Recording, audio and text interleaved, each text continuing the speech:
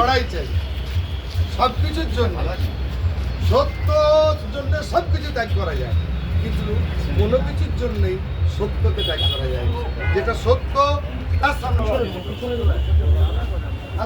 বিধানসভা নির্বাচনে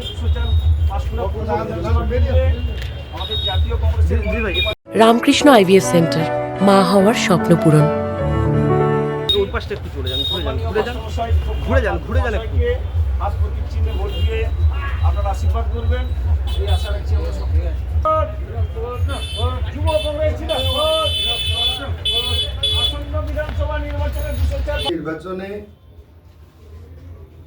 দীর্ঘ 20 বছর পর কোলাঘাট ব্লকে, যেটা আপনারা 204 নম্বর পূর্ব পাঁশকুড়া বিধানসভা কেন্দ্র বলেন, সেই কেন্দ্রে ভারতীয় জাতীয় কংগ্রেসের পক্ষ থেকে আমি প্রতিদ্বন্দ্বিতা করছি এবং আমি দীপক কুমার পাত্র, দেউলিয়া হিরারাম হাই স্কুলের মাস্টারমশাই, ডক্টর অলোক পাত্র আমার ভাই, আমার পাশে যারা আছেন আপনারা সবাই তাকে চেনেন। এই ব্লক শুধু নয়, সারা জেলার মানুষ চেনেন।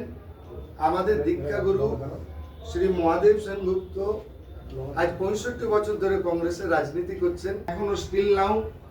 যার জাতীয় কংগ্রেসের প্রার্থী ব্যক্তি দীপক নয়, কোনো একজন দীপক নয়, আমরা সমগ্র কংগ্রেস দল আগামী এই 2026-এ প্রতিদ্বন্দ্বিতা করতে যাচ্ছি বিধানসভা নির্বাচনে।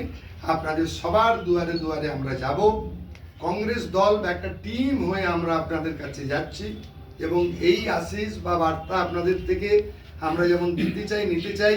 আসুন, দুর্নীতি মুক্ত অসাম্প্রদায়িক একটি এমএলএ আপনারা কোলাঘাটে তৈরি করুন।